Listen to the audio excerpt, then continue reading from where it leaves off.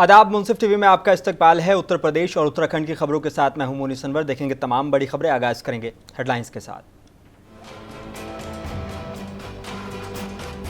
जम्मू कश्मीर के अखनूर में बस हादसा, वैष्णो देवी जा रही कई श्रद्धालुओं की मौत हुई। यूपी के 18 हुए घायल।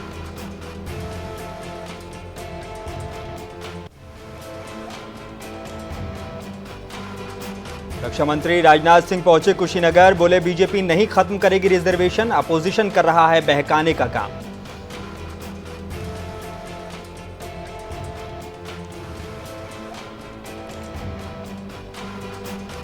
उत्तर प्रदेश के कुशीनगर पहुंचे AIMIM chief Asaduddin Owaisi, PM Modi समेत आरएसएस प्रमुख पर किया तीखा वार।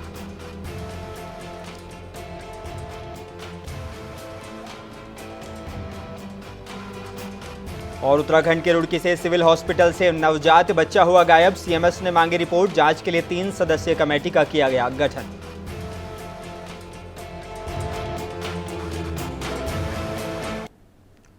आइए बुलेटिन की शुरुआत करेंगे कुछ अहम और बड़ी खबरों के साथ। जम्मू कश्मीर के अखनूर में हाथरस की बस खाई में पलट गई। इस दर्दनाक हादसे के चलते बस में सवार 10 लोगों के मारे जाने की बात बताई जा रही है। इसको लेकर हाथरस जिलाधिकारी अर्चना वर्मा ने हेल्पलाइन नंबर जारी किया है। बस में सवार लोगों के परिजनों की सहायता के लिए इन हेल्पलाइन नंबर पर कांटेक्ट कर सकते हैं। बताया जा रहा है कि बस वैष्णो देवी जा रही थी, तभी रास्ते में खाई में पलट गई।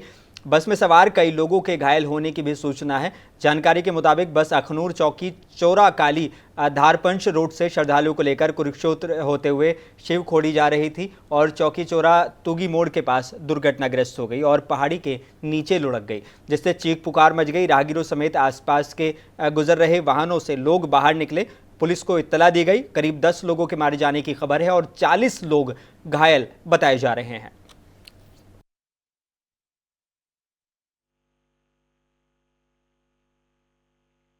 ये एक्सीडेंट हुआ है कि एक यूपी नंबर की गाड़ी जो शिवखोड़ी की तरफ जा रहे है, बताया जा रहा है। तो यहाँ से वो यहाँ तो बड़ा ऑर्डिनरी सा कट है, यहाँ इतना डिफिकल्टी होनी नहीं चाहिए थी। तो समहाउ वो सो गया या ड्राइवर को क्या है, वो कट नेगोशिएट ही नहीं कर पाया और बजाय मुड़ने के सीधा हवा में चला गया और डाइव करके गाड़ी नीचे चली गई। तो उससे अनफॉर्चुनेट एक्सीडेंट हुआ। बिल्कुल सारे लोग आपके सामने हैं। जो इंजर्ड थे उनको एकदम से एम्बुलेंस से हॉस्पिटल पहुंचाया गया, उनका इलाज चल रहा है। तो जो कैजुअलिटीज हैं वो भी वहां से रिट्रीव किया जा चुके हैं। अभी बाकी आर्मी और पुलिस एजेंसीज लगी हैं, फिर से उसको टर्न कर रहे हैं बस को, कहीं और कोई फंसा हो तो उनको भी निकाला जा सके। जैसे आपने देखा, बड़ा अनफॉर्चुनेट एक्सीडेंट है ये। मॉर्निंग में अराउंड 12:50 पे ये बस यूपी नंबर की बस है और ये शिवखोड़ी जा रही थी। यहाँ पे इस कर्व में शार्प कर्व है, जिसको ये कर्व को नेगोशिएट ड्राइवर अपरेंटली लग रहा है कि उसको ये नेगोशिएट नहीं कर पाया और सामने ये चीड़ का पेड़ है, इससे जाके टकराया और उससे नीचे गिरा। ज्यादा हाइट भी नहीं है, गिरा है, बट सिंस इम्पैक्ट ऐसा था, इससे इसने इंजरीज और कैजुअलिटीज। लोकसभा चुनाव के आखिरी दौर में अंतिम दिन रक्षा मंत्री राजनाथ सिंह ने विपक्षियों पर जमकर बरसे। कुशीनगर के रामकोला में आयोजित जनसभा में उपस्थित लोगों को से उन्होंने संबोधित किया। साथ ही कहा कि हमारी पार्टी और प्रधानमंत्री का ये मानना है कि चुनाव ऐसा हो जाए कि विधानसभा और लोकसभा का चुनाव एक साथ एक दिन हो जाए। यानी कि उन्होंने वन नेशन वन इलेक्शन को लेकर बात की। साथ ही उन्होंने कहा कि बीजेपी रिजर्वेशन खत्म नहीं करेगी। जानते हैं ये झूठ बोलते हैं, कहते हैं भारतीय जनता पार्टी आएगी पिछड़ों की और अनुसूचित जाति के लोगों का आरक्षण समाप्त कर देगी। बहनों भाइयों, ये भारतीय जनता पार्टी की सरकार है, मोदी जी प्रधानमंत्री हैं। पहली बार आजाद भारत के इतिहास में पिछड़ों वर्ग के लिए जो आरक्षण की व्यवस्था दी जाती है, जो कमीशन बना है, उस कमीशन को संवैधानिक अधिकार देने का काम, संवैधानिक मान्यता देने का काम पहली बार आजाद भारत के इतिहास में किसी ने किया है, हमारी सरकार ने किया है। हमारे अनुसूचित वर्ग के लिए भी ये झूठ बोलकर लोगों का समर्थन हासिल करना चाहते हैं। बहनों भाइयों, केवल सरकार बनाने के लिए राजनीति करते हैं, लेकिन हम लोग यदि राजनीति करते हैं तो केवल सरकार बनाने के लिए राजनीति नहीं करते, हम राजनीति करते हैं तो देश बनाने के लिए राजनीति करते हैं। हाँ, इतनी बात पक्की है, धर्म के नाम पर आरक्षण दोगे, हम किसी भी सूरत में नहीं होने देंगे। धर्म के आधार पर आरक्षण किसी भी सूरत में नहीं। कुशीनगर में एआईएमएम चीफ असदुद्दीन ओवैसी का पीएम मोदी और गृह मंत्री अमित शाह के साथ साथ आरएसएस प्रमुख पर भी उन्होंने तीखा वार किया। पीएम मोदी के दिए गए बयान पर ओवैसी ने करारा जवाब दिया। एआईएमएम चीफ असदुद्दीन ओवैसी ने सपा अध्यक्ष अखिलेश यादव पर भी बड़ा बयान दिया है। ओवैसी ने अखिलेश यादव को कहा कि जिसे मुस्लिम शब्द का मां से कोई लेना देना तक नहीं आता, वो मुसलमानों का रहनुमा कैसे होगा। मोदी 2014 में प्रधानमंत्री बने, पिछड़ा समाज के 20% लोग अरबपति थे। अब 2024 में से 10% में कमी आ गई और 90% अपर कास्ट के लोग अब अरबपति है इस देश में। वो कैसे हुआ बताएं मोदी जी। और आरक्षण यकीनन ये खत्म करेंगे। अगर ये जो 400 पार की बात कर रहे हैं, ये उसका मकसद है कि बाबा साहब के संविधान को या तो कमजोर कर दो या खत्म कर दो और आरक्षण खत्म कर दो। ये उनका असल मंसूबा है कि जो ताईदी नीतीश कुमार कह रहे हैं कि अब की बार 4000 पे काम। उत्तर प्रदेश की सीतापुर जेल में बंद सपा नेता मोहम्मद आजम खान और बरकत अली ठेकेदार डूंगरपुर मामले में एमपी एमएलए कोर्ट ने उनको दोषी करार देते हुए आजम खान को 10 साल की सजा सुनाई है और 14 लाख रुपए का जुर्माना लगाया है, जबकि बरकत अली ठेकेदार पर 7 साल की सजा और 6 लाख रुपए का जुर्माना लगाया गया है, जिसमें आज ही फैसला सुनाया गया, जिसको लेकर एमपी एमएलए सेशन कोर्ट में सहायक जिला शासकीय अधिवक्ता सीमा सिंह राणा ने बताया कि आज आजम खान और बरकत अली का फैसला कोर्ट से आया है। इसमें कोर्ट ने इन दोनों को दोषी की सजा सुनाई है। मोहम्मद आजम खान और बरकत अली को उसमें आज माननीय न्यायालय का फैसला आया है, जिसमें मोहम्मद आजम खान को 10 वर्ष का कठोर कारावास और सारे सेक्शंस में 14 लाख का जुर्माना है। बाकी जो बरकत अली है, इनको 7 साल का कठोर कारावास और सारी सेक्शंस में 6 लाख का जुर्माना माननीय न्यायालय द्वारा किया गया है। मोहम्मद आजम खान पर 14 लाख का जुर्माना है और बरकत अली पर 6 लाख का जुर्माना। आजम खान को 10 वर्ष का कठोर कारावास है, जो अधिकतम सजा है 392 में है। बाकी जो और सेक्शंस हैं 452 में 7 वर्ष कारावास है, 504 और 506 में।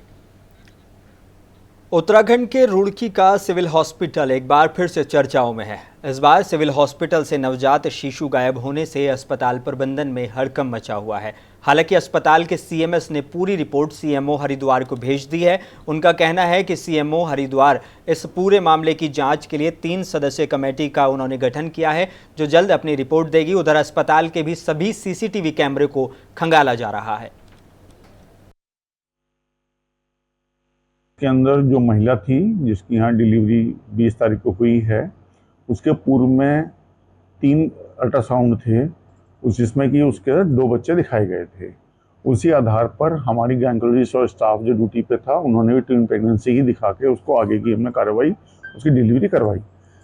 एक बच्चा पैदा होने के बाद में डॉक्टरनी को लगा कि इसके अंदर तो दूसरा बच्चा उनको फील नहीं हो रहा है, ठीक है ना, बच्चे के हाथ पैर फील हो रहे थे और यूट्रस का साइज भी डिलीवरी के बाद जो आता है वो वापस आ गया था।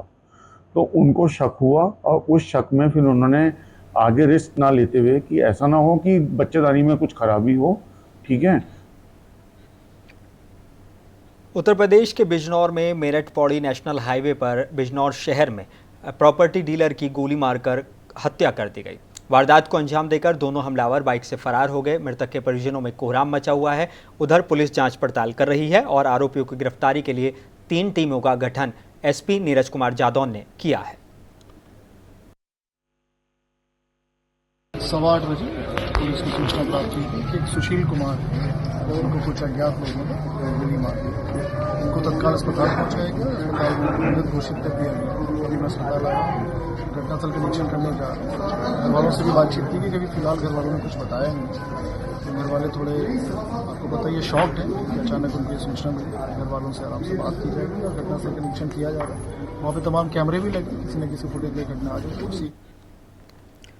आगरा के जिला अस्पताल में मरीजों को खराब खाना दिया जा रहा है, जिसमें कीड़े हैं और ये कीड़ों वाला दिल दहला देने वाला खाना जिला अस्पताल में परोसा जा रहा है। और बताए जा रहे हैं कि अस्पताल में सुविधाओं के नाम पर सिर्फ खाना पूर्ति की जा रही है। पूरे मामले को देखकर सीएमएस ने बोला है कि अगर इस मामले में कोई भी दोषी पाया गया तो उसके खिलाफ कार्रवाई की जाएगी। सवाल ये उठता है कि जो खाना मरीजों को परोसा जाता है उसकी पूरी तरह से जांच करके ही मरीजों को परोसा जाता है, तो फिर ऐसे लापरवाही आखिर कैसे हो गई, इसकी भी जांच होनी चाहिए।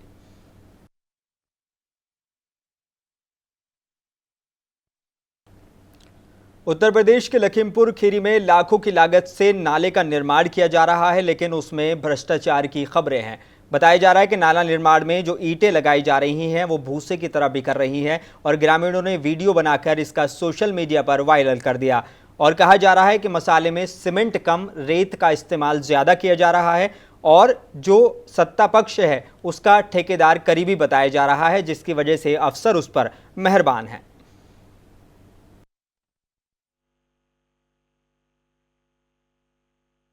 समस्या का ये नाला बहुत गंदा बन रहा है। ईंटें इसमें सामग्री बहुत कच्ची लग रही है। कौन सा ईंटा लगाया जा रहा है? ईंटा तो पीला लगाया जा रहा है। कहाँ से कहाँ तक बन रहा है नाला? ये नाला वो रोड से पीछे से चौराहा तक बन रहा है। कहाँ, डांगा में? डांगा में बन रहा है। कितनी लाख, कौन बनवा रहा है? ये पता नहीं कौन, ये जगह प्रधान बनवा रहा है। घटिया सामग्री लगाई जा रही है। घटिया सामग्री लगाई। क्या चाहते हैं आप? सरकार तो चेहरे बढ़िया। उत्तर प्रदेश के बाराबंकी जिले में एक नाबालिग लड़की के साथ रेप करने वाले आरोपी को पुलिस की मुठभेड़ हो गई और दबंग आरोपी युवक ने किशोरी का रेप किया था, जिसे किशोरी के भाई ने देख लिया था। भाई के विरोध करने पर दबंग युवक ने उस पर फावड़ा और चाकू से जानलेवा हमला कर दिया था। फावड़ा और चाकू के हमले से किशोरी के भाई जिंदगी और मौत की लड़ाई लड़ रहा है। उसे इलाज के लिए लखनऊ के ट्रॉमा सेंटर में भर्ती कराया गया है। किशोरी के परिजन की तहरीर पर पुलिस ने आरोपी को गिरफ्तार कर लिया है। आरोपी युवक विनय से फावड़ा और चाकू बरामद करने के लिए पुलिस उसे एक गाँव लेकर गई, जहाँ पर उसने पहले ही अवैध तमंचा छुपा रखा था। मौका देखते ही आरोपी ने तमंचा निकालकर पुलिस पर ही फायरिंग कर दी। पुलिस की जवाबी कार्रवाई में आरोपी के पैर में गोली लग गई, जिसके बाद पुलिस ने उसे अस्पताल में भर्ती कराया है। थाना संद्रा के गांव में बीती रात एक बच्ची के साथ गलत काम करते हुए पीड़िता के भाई के द्वारा जब उसको देख लिया गया तो अभियुक्त के द्वारा वहीं पास रखे एक धारदार हथियार से पीड़िता के भाई पर प्रहार किया गया, जिससे वो घायल हो गया, जिसको इलाज के लिए ट्रॉमा सेंटर भेजा गया है, जहां उसका इलाज चल रहा है। पीड़िता के परिजनों के द्वारा दिए गए तहरीर के आधार पर अभियुक्त पंजीकृत कर आवश्यक विधिक कार्रवाई की जा रही है। अभियुक्त की गिरफ्तारी के पश्चात अभियुक्त को जब लेकर उस घातक हथियार की बरामदगी के लिए पुलिस टीम प्रयास कर रही थी, तो जिस झाड़ी में इसने धारदार हथियार को छिपा के रखा था, वहीं पर इसने तमंचे को भी छुपा के रखा था। पुलिस बल के वहाँ पहुँचते ही इसने तमंचे को उठाकर पुलिस बल पर फायर किया। पुलिस बल बाल बचा। उत्तर प्रदेश के अमरोहा में चेकिंग के दौरान सैदनगली पुलिस और गौ तस्करों के बीच एनकाउंटर हो गया और इस एनकाउंटर के दौरान पुलिस ने 5 गौ तस्करों को पकड़ लिया है। एक जिंदा गोवंशीय पशु भी मौके से बरामद किया गया है। पिकअप गाड़ी से 3 तमंचे, कारतूस सहित गोकशी करने के उपकरण भी बरामद किए गए हैं। तस्करों के खिलाफ अलग अलग थानों में मुकदमे दर्ज हैं। अमरोहा की सैदनगली पुलिस और एसओजी सर्विलांस टीम ने सकतपुर मार्ग से इनको गिरफ्तार किया है।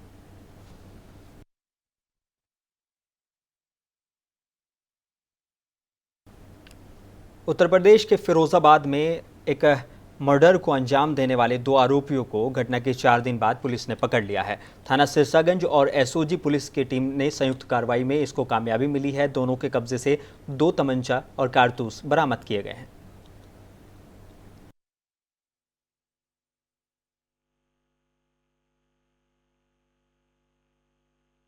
देखिए, 25 तारीख को यानी आज से 5 दिन पहले कस्बा सिरसागंज में एक हत्या हुई थी और इसमें कुछ लोग मुलजिम बनाए गए थे, नामजद थे। उसके जो नामजद अभियुक्त थे उसमें से कुछ अभियुक्तों की गिरफ्तारी हो चुकी थी और शेष के लिए हमारी एसओजी की टीम और एसएचओ सिरसागंज की टीम लगातार प्रयास कर रही थी। इसमें प्रकाश में आए 2 अभियुक्त, एक का नाम अनुज और दूसरे का नाम छोटू। इन लोगों के बारे में आने की सूचना मिली थी मुखबिर के द्वारा। एसओजी की टीम और एसएचओ सिरसागंज ने इनको आज यहाँ सुथरा रोड पे मैनपुरी की तरफ लगभग 3 किलोमीटर पर इनको आज हम लोगों ने इंटरसेप्ट। उत्तर प्रदेश के सहारनपुर में एक बार फिर से सड़क किनारे खड़ी एक गाड़ी में आग लग गई। आग लगने से आसपास खड़े लोगों में अफरा तफरी का माहौल हो गया। वाहन में आग लगने की सूचना मिलने के बाद फायर ब्रिगेड की टीम को जानकारी दी गई। मौके पर पहुंची फायर ब्रिगेड की टीम ने वाहन में लगी भयंकर आग पर काबू पा लिया। बताया जा रहा है कि ये गाड़ी सब्जी मंडी के अंदर काफ़ी दिनों से खड़ी थी और अचानक से उसमें आग लग गई और फायर ब्रिगेड की टीम ने आग पर काबू पा लिया और इसकी जाँच की जा रही है कि आग किस वजह से लगी है।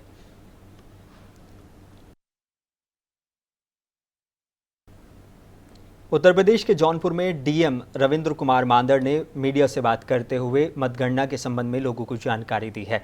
जिलाधिकारी ने बताया कि मतगणना 4 जून को वीर बहादुर सिंह पूर्वांचल यूनिवर्सिटी में की जाएगी और इसके संबंध में सभी तैयारियां जो हैं वो पूरी कर ली गई हैं। और साथ ही जिलाधिकारी ने बताया कि सभी अधिकारियों को इसके पहले ही निर्देश जारी कर दिए गए हैं। उन्होंने कहा कि निर्वाचन आयोग से मतगणना को लेकर जो निर्देश दिए थे उसको सभी को उससे अवगत करा दिया गया है।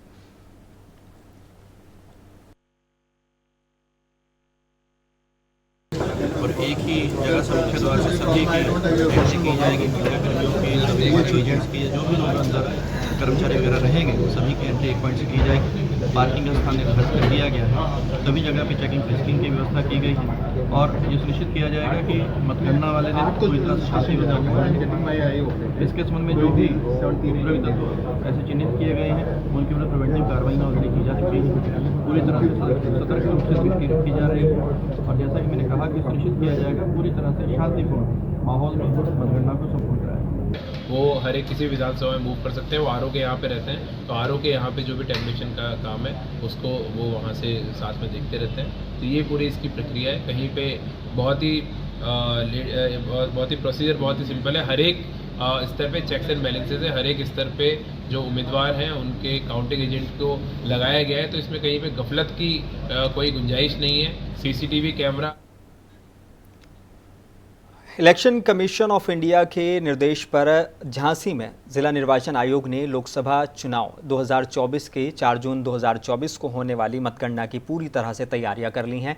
काउंटिंग की जगह पर बिना पास के किसी को भी एंट्री नहीं दी जाएगी। अपर जिलाधिकारी ने मतगणना स्थल भूसला मंडी में आयोजित पत्रकार वार्ता में इसकी जानकारी दी और उन्होंने कहा कि इलेक्शन कमीशन की तरफ से जो आदेश आए हैं उसमें जिला निर्वाचन आयोग ने बहुत निष्पक्ष शांतिपूर्ण मतदान कराने के लिए पूरी तैयारियां कर ली हैं। आप सभी जानते हैं मतगणना 4 जून 2024 को प्रस्तावित है और जिला प्रशासन की तरफ से मतगणना को लेकर सभी तैयारियां माननीय आयोग के निर्देशों के क्रम में जो भी तैयारियां की जाती हैं वो लगभग हम लोग कर चुके हैं और जो तैयारियां रह गई हैं वो हम लोग कर रहे हैं और 4 तारीख को हम बहुत ही शांतिपूर्वक तरीके से नियमानुसार मतगणना की कार्रवाई को संपन्न कराएंगे। प्रति विधानसभा हमने 14 मतगणना टेबल रहेगी, 1 ARO की टेबल रहेगी। ये प्रति विधानसभा हमारा टेबल का अरेंजमेंट रहेगा।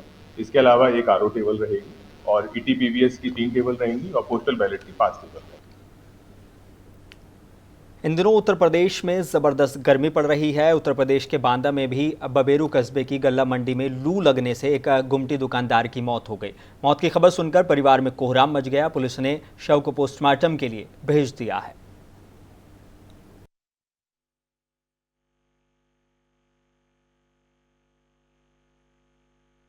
सुरेश गुप्ता सन ऑफ परागी लाल गुप्ता को अस्पताल में लाया गया था। ये तिनवारी रोड नहर पटरी के रहने वाले हैं बबेरू में और इनको मेरे द्वारा मृत घोषित किया गया है।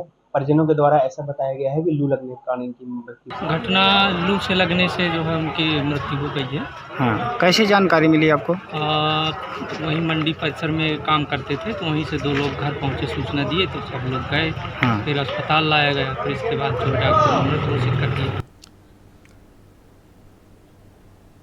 उत्तर प्रदेश में पड़ रही गर्मी से बिजली विभाग परेशान है और लगातार ट्रांसफार्मर को ठंडा करने के लिए नए नए तरीके अपनाए जा रहे हैं। कहीं फव्वारे लगाए जा रहे हैं तो कहीं तापमान को नियंत्रित करने के लिए कूलर लगाए जा रहे हैं। अब मुरादाबाद के विद्युत अधिकारियों ने ट्रांसफार्मर के पास पंखे लगा दिए हैं, कूलर लगा दिए हैं। बता दें कि ज़्यादा गर्म होने की वजह से ट्रांसफार्मर के फूकने का खतरा रहता है और उसको ठंडा करने के लिए ये काम किए जा रहे हैं। कुन्नर की उपखंड पर भीषण गर्मी के चलते बिजली सप्लाई की डिमांड बढ़ी हुई है, जिसकी वजह से ट्रांसफार्मर का तापमान भी बढ़ा हुआ है और उन्होंने कहा कि ट्रांसफार्मर का तापमान 80 डिग्री सेल्सियस तक जाता है तो इससे ट्रांसफार्मर ख़राब होने का खतरा ज़्यादा रहता है। इसकी वजह से इसको कूलर लगाकर ठंडा किया जा रहा है।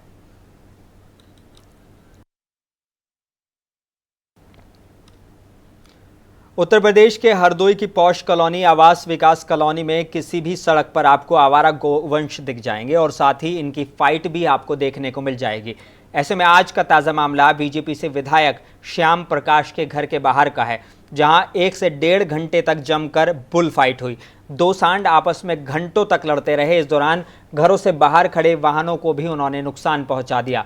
मोहल्ले वासियों ने बुल फाइट को बंद कराने के लिए पानी और डंडों का इस्तेमाल किया, मगर कुछ असर नहीं हुआ। खैर 1.5 घंटे की फाइट के बाद सांड खुद ही शांत हो गए।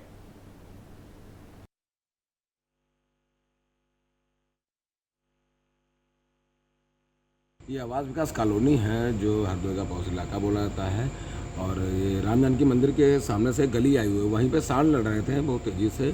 लड़ते लड़ते एक गली के पास पहुंच गए। वहाँ पे एक विधायक जी का अपने घर भी है, उसके गली में गए, लेकिन वहाँ पे लोगों ने डंडे मारे और मतलब पानी वगैरह भी डाला उसके ऊपर, तब जाके वो सांडों से, लेकिन इससे कई गाड़ियों को नुकसान भी हुआ है। लेकिन इससे बच्चों को बहुत खतरा रहता है। जैसे वहाँ पे छोटे छोटे बच्चे खेला करते हैं। आए दिन यहाँ पे डेली मतलब आवास विकास कॉलोनी में सांड लड़ा करते हैं।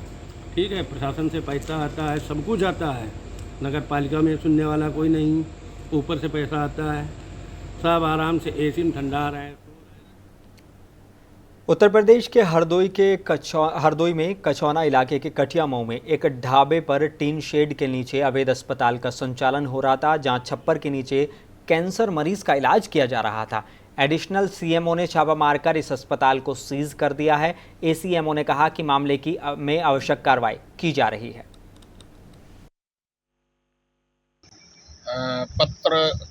समाचार पत्रों के माध्यम से मुझे आज पता चला कि लखनऊ रोड पे कछौना में ग्राम कटिया मऊ के पास फौजी हॉस्पिटल हो रहा है, जो कि पूर्ण ही एक छप्पर डाल के आज जो डॉक्टर केसले वाजपेयी के साथ पूरी टीम, जिसको कि गर्भाशय का कैंसर था, जो महिला है वो वहाँ पर भर्ती मिली, उसको एम्बुलेंस के द्वारा 108 एम्बुलेंस के द्वारा सामुदायिक मौके से फरार है।